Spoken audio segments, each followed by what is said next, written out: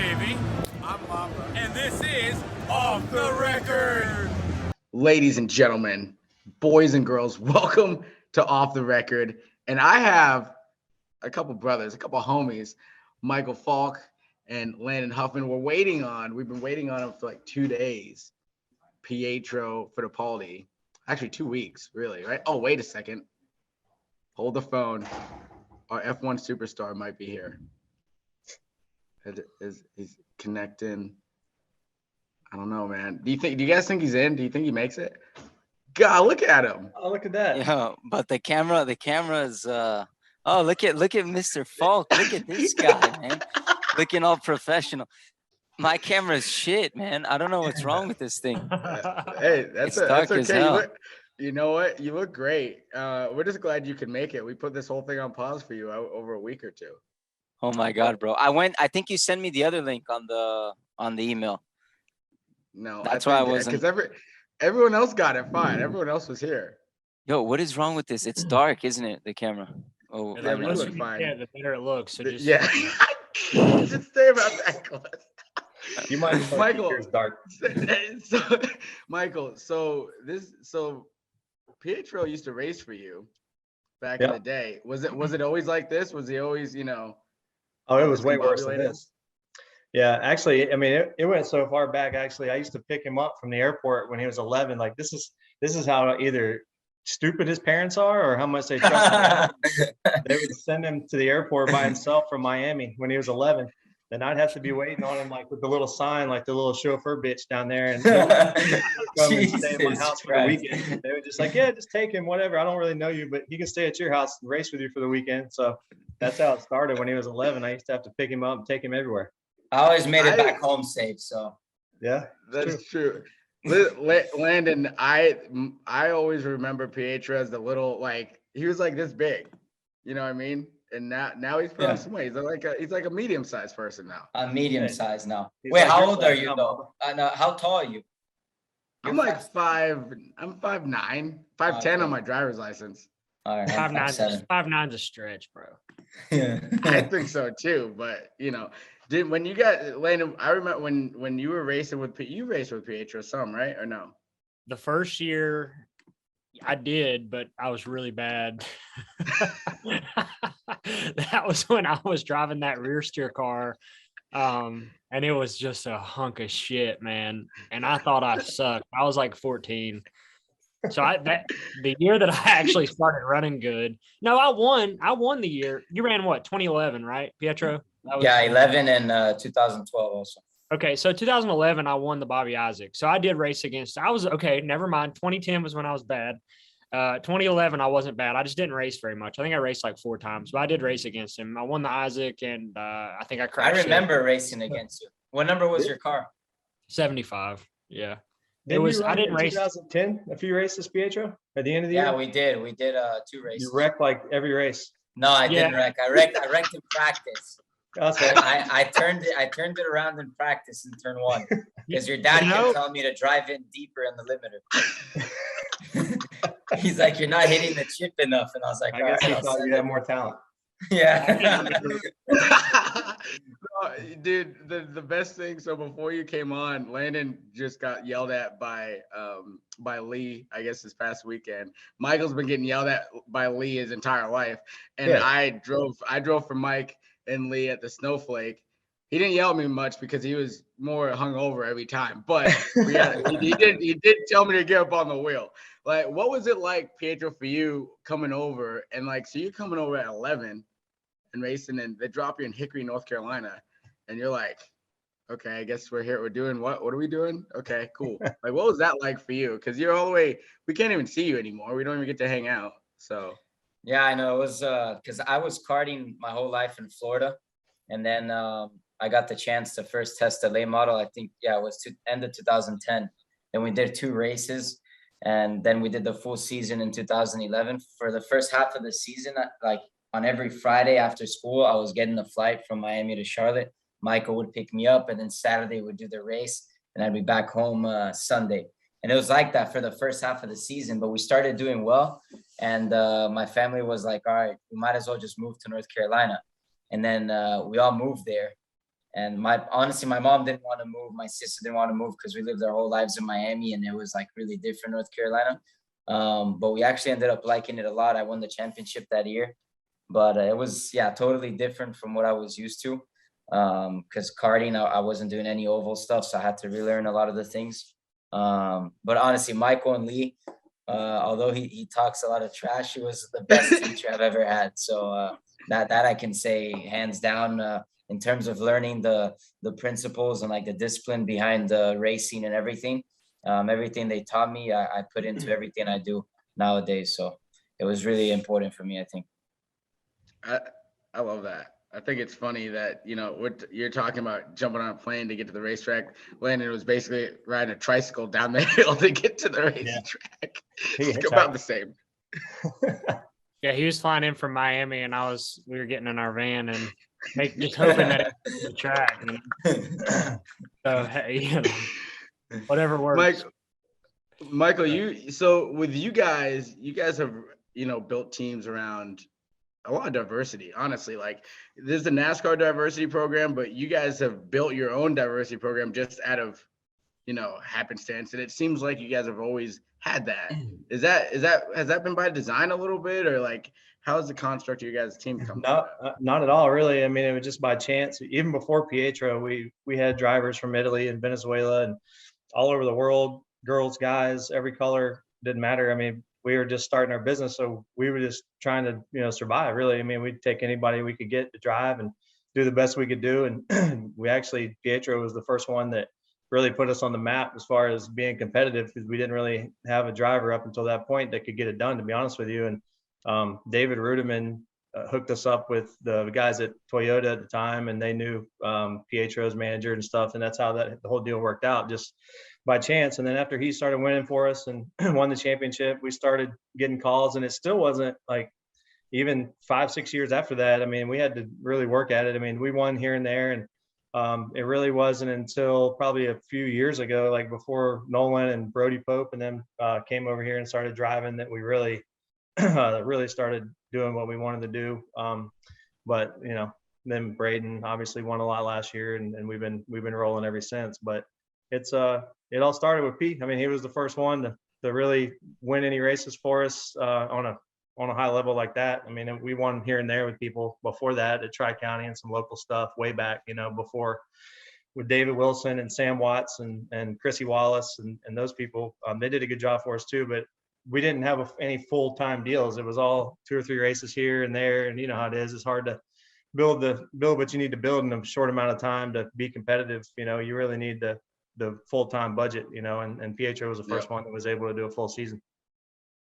I mean, Landon, you've been trying to put full seasons together for forever, and now you're kind of back to doing that. You and Mike are on different ends of the spectrum, right? Like, Michael's team is this big established, basically well-oiled machine that they have really nice stuff, and they have a lot of talented drivers coming through, and you're building it kind of from the ground up, trying to get to that point. What has that been like for you this year? I don't know if I want all of the headache that goes along with what Michael did. You mean you don't want to have to go pick up some 11-year-old kid from Miami? And not even that, man. Not even that. Like, I have a lot of respect for Lee and Michael. I think they do a really good job with their program. They've obviously grown it from the ground up. They've also raced like I'm racing now. So it's a different perspective in our current atmosphere when it comes to short track racing, because a lot of the people that used to race like I do now are now operating teams. So it's just a different dynamic. But I don't have any employees, obviously. I mean, I have a business, I guess. It's an LLC, but I haven't really gotten an opportunity to race full time really very many times in my life, maybe 2 or 3 seasons. Like, I ran partial schedule in 11, partial schedule in 12, full-time in 13 at Hickory, kind of full-time in 14, full-time 15. And then after that, I haven't ran full-time since this year. Like, I've been part-time, even my couple of truck races, like everything was just spread out. Probably the most I'd raced up until this year was 8 or 10 times in a season. So to be able to go back full-time, it's kind of a culture shock. Like, I haven't had to put near as much effort as far as working on my stuff into it this year. I've been fortunate to be partnered with Jason Smith, and like the couple of years where I was traveling every weekend and spotting and working for race teams, I was fortunate to be able to go to his shop, once a week and help him. And then he was able to keep it going, in the meantime and go racing. And now I have the race cars here and Jason's coming to my shop, and I'm out in the shop every freaking day, which is how it used to be. But it just, when you're not doing that for so long, it's kind of different. Now I'm married. Thank God hasn't left me this year yet. It's still a possibility. We're not even a third of the way through the year, right? And I've been, we're hanging on, so that's a good thing. I have a picture of her. Maybe I should just put that as my background and tell her that, I don't have any checkerboard or stuff. I'll just put my wife right there. But I guess to tie it all together, it's a challenge. Our current landscape is, there's a lot of money involved, and it's even harder to do it, I think, right now than it was when I first started running late model stock.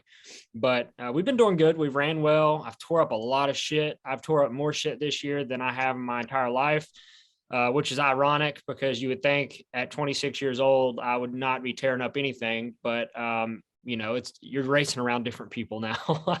I was racing around. I was racing around a lot more experience when I was 18, 19, and I was the younger one. And now I'm the older one and nobody has experience. So it's just, it's different, but I do respect them a lot. And, we come from the same world, but now we're in like a different dynamic, but we're all still racers. So whether you come to track in a toter or an open trailer, everybody's there for the same goal. So. Absolutely. Hell yeah. I'm about to make you feel like the young guy again, though, because I'm coming out of retirement. You're coming out of retirement. Hey, hang on real quick. We gotta get a break in, and then we'll be right back. Michael is gonna tell us how he's gonna bang the doors off of Landon Huffman coming up on the record. Welcome back to Off the Record. We got Mr. Pietro Fittipaldi. He finally made it after 2 weeks of scheduling problems. Michael Faulk, the old guy in the room who's coming out of retirement, and Landon Huffman, who is somehow still married to Brooke Huffman. No one really knows how. But before we went to break, Michael dropped some knowledge. Yeah, he's coming out of retirement. Mike, what do you got for us? Yeah, man, this is the first anybody's heard of it, honestly. So Justin Drawdy, who drives my super late model, got some bad news last week, some health news. He got in a bad wreck about 10 years ago while he was racing in New Smyrna, broke his neck. Well, there's been some complications with that, and found out the other day, the doctor, that basically if he gets another fender bender, he's paralyzed. So he called me the other day, upset because he was just getting back into it, really starting to do better, wanting to race a lot. And we go down to Florida and run some of the Southern Super Series stuff and all that with him. And he's been a super late model guy his whole life. And so, he called me and told me that. I'm like, well, that kind of sucks. We're going to, not have the super deal anymore. And he says, well, here's the deal. He said, me and Dad don't want to quit. So you're a new driver, so you need to get in the gym. So starting, I guess, Tri-County, Southern Super Series, I'm back in. So we'll see how it goes. How many races? Big guy. Jumping on Bubba Pollard and Nassie and Chandler Smith. I love it. How many races are you doing? Right now, whatever he had left on the schedule, which is about 7 or 8, and then he wants me to run the All-American 400 in the Derby, but I don't know if I'm ready for that yet. We'll see how that goes. Ooh, for sure you're ready. Come on, bro. Bro, come on now. Get back into it. Let's go. Yeah, bro, you took me to the joke. We're talking about a 60-lap late model stock race at Tri-County. How many laps is it? The All-American 400 is what, 400, 300 laps? It's 400 laps. Yeah, it's You like can finish it. Come on. You'll wheel it at home. I'll be straight. I just need some seat time. So at least the first one's at Tri-County. I'm familiar with that, and we'll see how that goes. That's also, good. you got to take it with a grain of salt because it's coming from Pietro just as sprint racing now. Yeah, he doesn't know shit about stock car racing, so I don't know. Whatever he says carries no merit in this conversation. Listen, I remember the car was like hot as hell, but I know you can do it, man. Come on. You should have it's seen 300 laps, bro. It's not that much. It's a long ass time. You should have seen him when he came back. He came back one time, and we just happened to be testing at Hickory that week. I was like, hey, yo, come over and hang out with us and go bring your shit. We'll go make some laps. Okay. It looked like he'd never even been in a car before. Like I was sitting in your seat or whatever. I was on the sliding brakes around at the flag stand. Like what are you doing, bro? Like you forgot everything. Oh I was shit! easing into it. It's called betting in. Come on. Yeah. Come on. Betting in the brakes, is that what it's called in open I was wheel betting racing? it in. I was saying, we Getting don't back bet in into it. it. Yeah, we don't bet in stock car racing. You get made fun of real quick. Yeah, we get the whole butthole Parker factor getting into Yeah. one, and if we bet it in. That's exactly how far you can go. Pietro, we're talking about being part time and full time. Your schedule's super weird, interesting. I guess not weird. It's different than most. Like you're in the car, like you were in here recently, and then you test over here. So how do you stay, kind of locked in with everything you got going on in the different cars? Yeah, it's hard because I mean, I think with how Landon was doing part-time stuff, I've kind of been like that the past couple of seasons, just because it's hard with funding and stuff to try to get a full-time ride. Luckily, I've been with Haas in F1 for 4 seasons now, so that I've been doing full-time. But I'm the test and reserve driver. But there's not a lot of testing with the cars, so there's like a test ban. So you get preseason testing, which is like 6 days in the beginning of the year. Once the season starts, you can't test the car anymore. So, every preseason, I always get to test the F1 car, which is good. It gets me kind of up to speed with the new car and stuff. A lot of the other testing I do with the team is all on the simulator. And I always kind of need to be ready in case something happens to the 2 drivers for me to step in. But I've been racing other things alongside. So last year I was doing the ovals and IndyCar. I raced the Indy 500 for the first time. And That was sick. yeah, it was really, I mean, that race was amazing. And then this season I'm racing the European Le Mans Championship. So it's all endurance racing stuff. And I'll be doing the 24 hours of Le Mans June 15th. So that's been kind of keeping me, up to speed. But it's not as much race as a stock car. Like the season of endurance racing, it's only 7 race weekends. So it's not a lot, What team are you racing with in Le Mans? It's called Inter Europol. It's a Polish team. They finished 5th last year. They're pretty decent. So we'll see how it goes. But it's a prototype car. So there's gonna be I think 27 cars in our class, 3 drivers per car. It's gonna be really competitive. Penske is racing. There's like a lot of different teams racing in it. So I think it'll be good. But it's a whole different deal. The endurance racing stuff. It's all about like strategy and everything. Is that the same type of car that you got in the crash at Spa? Similar car. So that was wild. That wreck. What was the recovery process like? Yeah, so I was racing LMP1, which is the fastest prototype there is, and it was a new car that just came out that season from Dallara. They were racing at Spa. I was qualifying the car, and there's a corner at Spa called Eau Rouge. It's like an uphill, fast hill corner, and when I was going through it, lost power steering. I couldn't steer, and I went straight in the wall. There was like a master switch failure, like something really stupid. The switch for the master switch broke, and it turned the car off.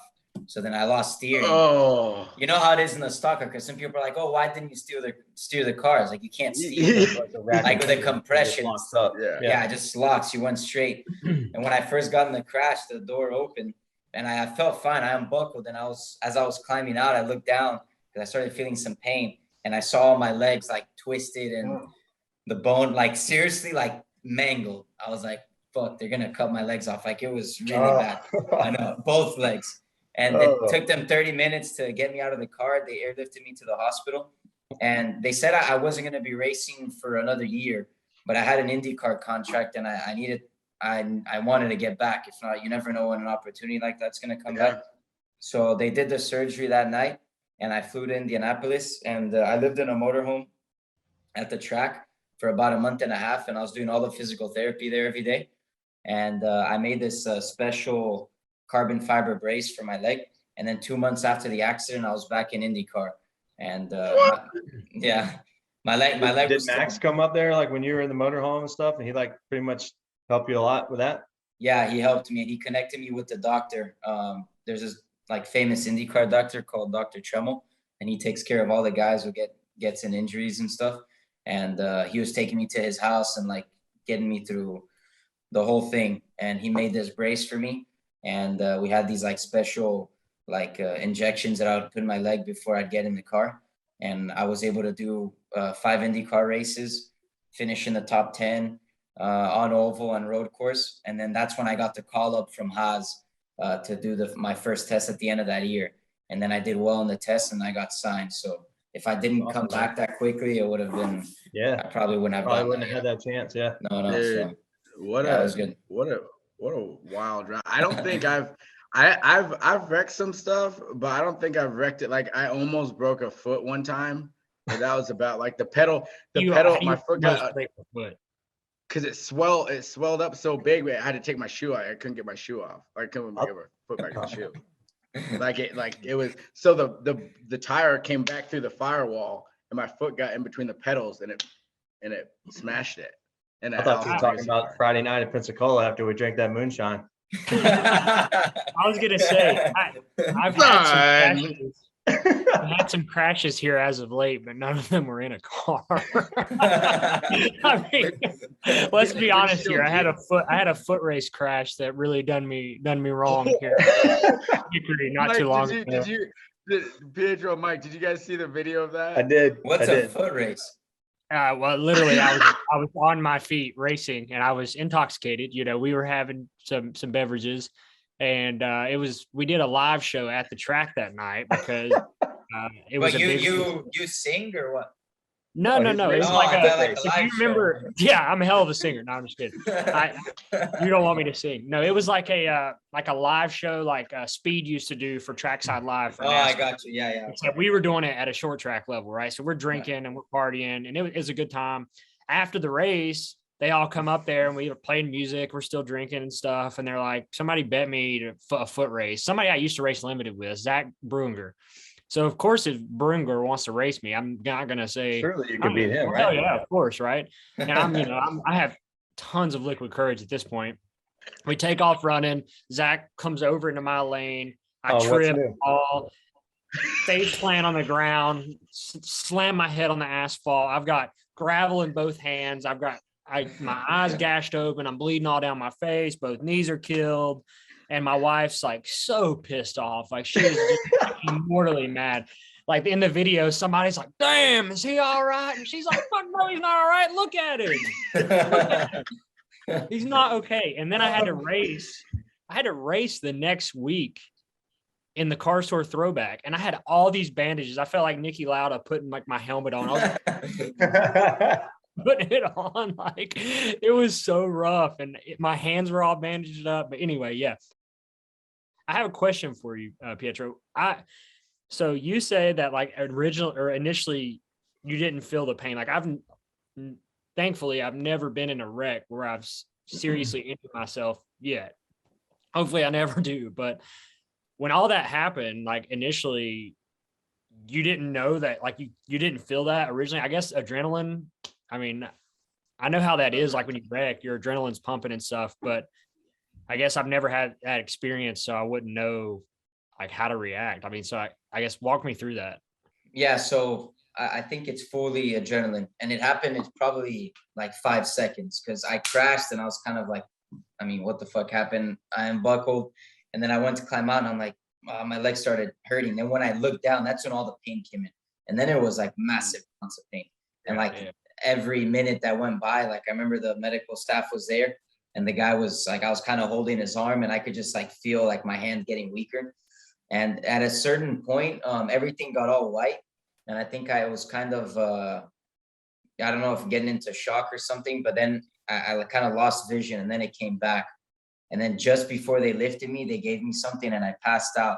And when I woke back up, it was really weird. It was seriously like, you know, those movie scenes where the guy's in the hospital bed and you start hearing the sound, but it kind of feels like the sound is from another room. It's exactly the same. And then you start opening your eyes and everything's blurry and you see a guy like a face, but his voice is muffled. Literally the same thing. And then you see like the hospital lights like passing because they're moving you like in the bed.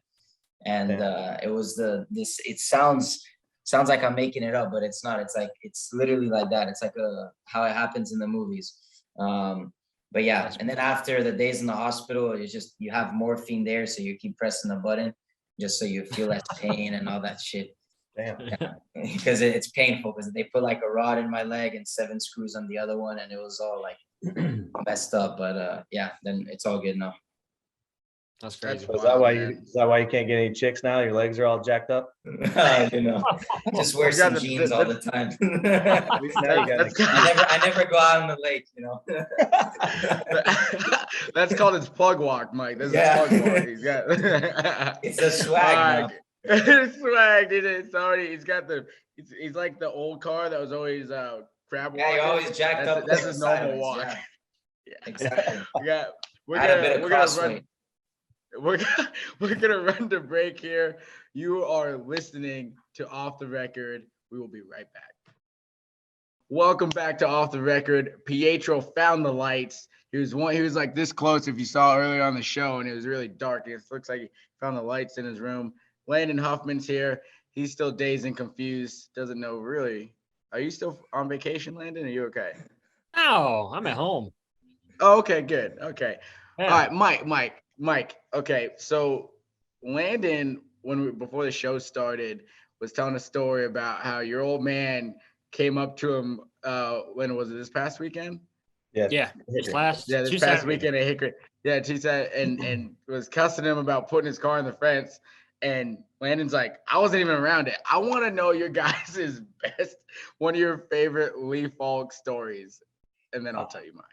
Well, I'm gonna let them guys handle that because I got obviously a lifetime full of stories. But I mean, it doesn't surprise me that he got on Landon. Dad doesn't even have race monitor yet, so much less a GoPro or anything like that. So he's relying on his 65-year-old eyes across the racetrack to see if somebody runs him in the wall or not. And when he believes something, like that's pretty much it. He doesn't really care if there's any kind of irrefutable evidence otherwise. Like that's what he's going with. So. Yeah, I told him, I'm like, Lee, do you not know that I'm not in the white car this week? Like I was in a black car. The car you're going after it's a white race car. Like that car over there is the one I drove. He just is having none of it. He's But like, Lee car in the wall. someone. Lee thought you. Yeah, hell yeah. Like the last person I want to run over is like, Michael and Lee's stuff, right? And the invert happened and I'm starting second and I take the lead on the initial start and I'm on the outside and Lee's like, after the race, he come up to me. I think Isabella, the Faulk car started behind me and the 24 car was a white car on the bottom. And I don't know if Lee just got the cars mixed up, but like, I think he did because he also told me, he's like, that 24 car, man, he's an idiot. He's all over the place. So I think he did get it mixed up. Yeah, because like I took the lead, and the only time I was around the 55 was on that first lap, and he's like, "You squeezed her in the wall," and like she was never outside of me. But then I looked on the video, and off of 4, I was clear by like 5 car lengths, and that was when he was like really concentrating on it. He was pissed off at Piercy already for putting him to the rear when he stopped and missed that wreck. Yeah. So that's really what got him on the chip. So it was just anybody that was going to listen after that was getting cussed out. But after he realized that like he might be wrong, I think they were having problems getting the toter home to crank, and he was I don't have any more time. Tried to leave, the toter home wouldn't crank. All the young guys were with me, so he had like the old timer crew with him. It was like Marty Ward and a bunch of old guys with him, so he was already pissed off because he wasn't getting any work out of them. So it was one thing after another. You just happened to be at the wrong place at the wrong time. Yeah, that's probably the only time I've ever felt the wrath of Lee Faulk. I mean, I don't know if he's ever really like yelled at me, honestly, until that point. That's why it just took me off guard, which I don't know if I've ever really done anything to you guys that would like incentivize an ass chewing from the Faulk. So, but I was just taken back. But yeah, you should just work in the shop here one week. I mean, we get it all the time, so we don't. I think it's funny because it doesn't bother me because I know that he doesn't. It's just Lee, but. I'm sure there's a lot of stories we could tell that would take forever, but yeah, it doesn't only happen to other drivers. You guys chew out some of your own drivers too. Oh no, I remember, and that's why he feels like it's okay because he's like, you know what? If you think that's bad, you should listen to what we say to our own people. My God, do you remember that time? I don't know. It was one of the foreign drivers where I think Lee was spotting for him, and the guy was making so many mistakes, and I think the leaders were catching him and stuff, and he was a lap down. And then after the race, the guy was so scared, he went in the toter home. And then you guys are telling us not to go in because he was crying in the toter home. Yeah. Do you remember who that was? It was Enrique, wasn't it? Yeah. I didn't want to say the name, but yeah, I didn't want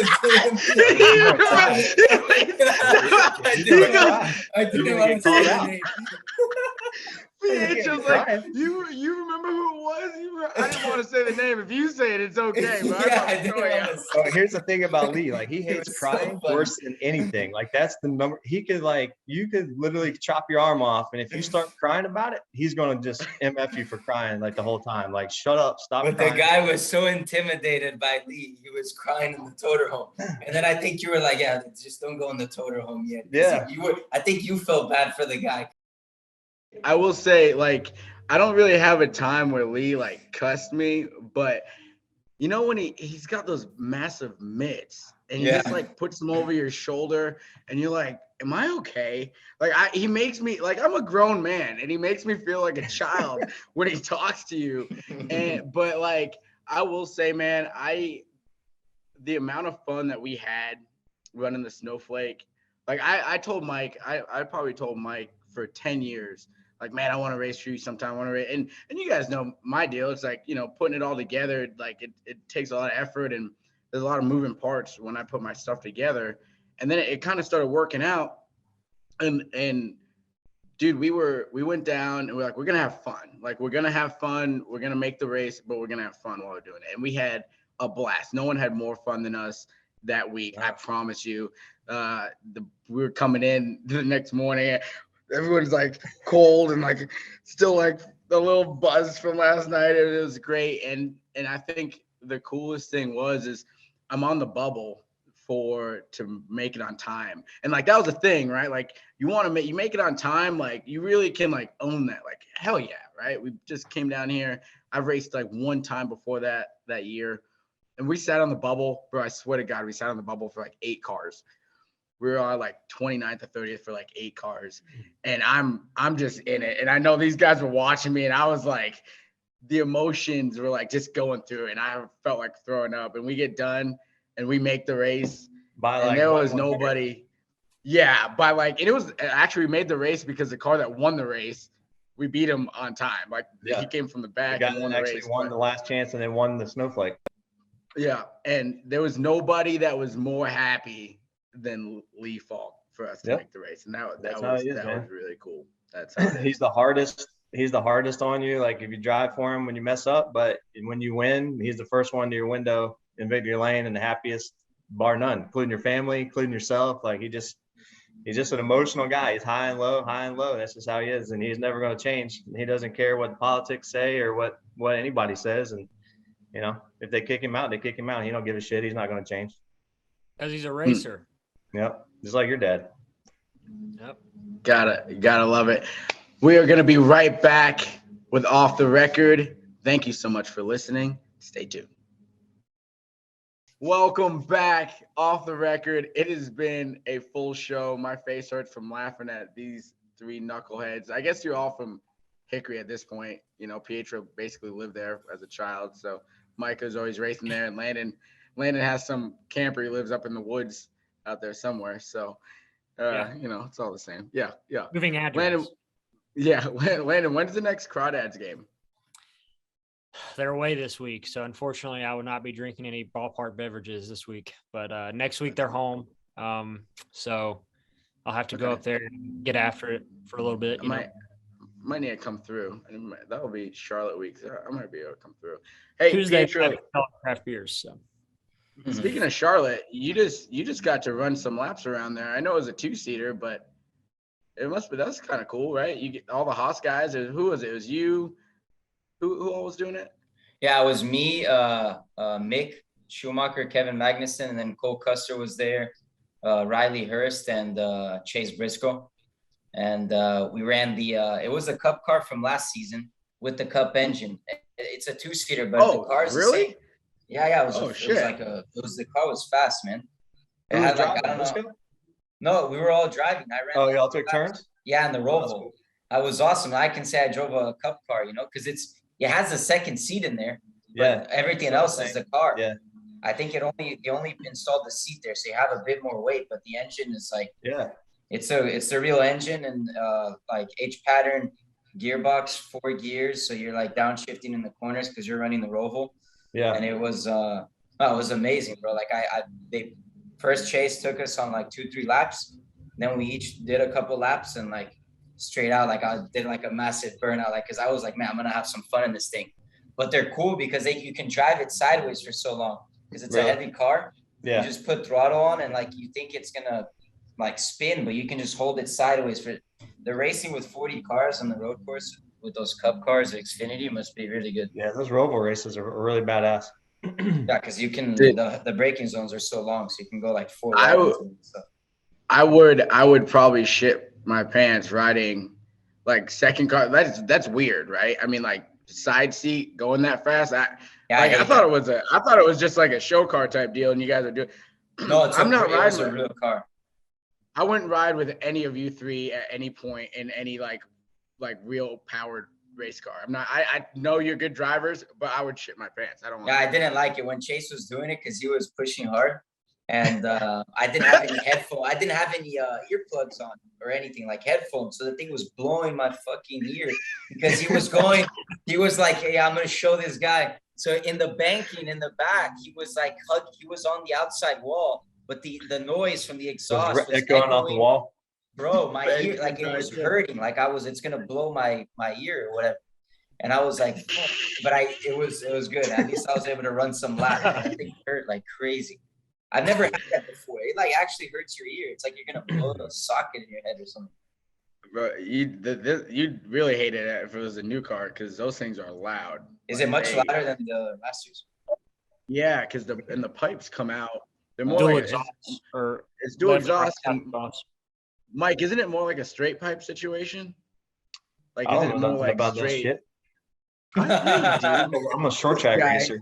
Yeah, listen to him. I should know, You'll- but it's you'll more like park You it's got to more drive like the real it's car. No, I'm just kidding. you get to drive at least you get to drive the high horsepower stuff. You got to drive the last of the NASCAR engineering, probably like Yeah, the real back fat in engineering. 05. Yeah, look at all right, boys. I want to hear it before we end the show. Mike, we heard your schedule for you personally. What's going on for the race team? What's coming up next? Oh man, we got a lot going on. We're not even a third of the way through, really. TRD, we got a lot of races with Isabella. She's going to end up running a few cars races at the end of the deal, end of the year once she's ready. Braden's full-time cars tour, Braden Rogers and Cody King's full-time cars tour in the pro late model for right now. And then we got this new kid, Trey Mills. You might have heard of him. He's a little young. I think he's 13 now, 12 or 13, out of Florida. Dirt kid. He won the Bristol crate race against all the big dogs. Kid's the real deal. He's going to run some pro races and some late model stock races with us.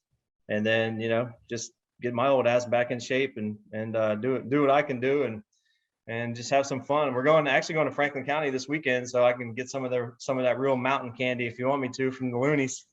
Come on back, bring it on back with you. Bring it on back. All right, Landon, what's on top? Are you still leading points in North Carolina? No, I'm like 8 points behind Sawalich in the regional standings for North Carolina. But if I wouldn't have wrecked a couple of times, I'd be leading by a long shot. Because I finished like dead ass last a couple times. But I'm leading Hickory points, which really doesn't matter that much because the reset with the playoff situation that they're trying this year, which I thought would help me. But honestly, now, like, I would have ran away with it if it was the old style. But I am going to run for points at Hickory. I really would like to get my name on the wall.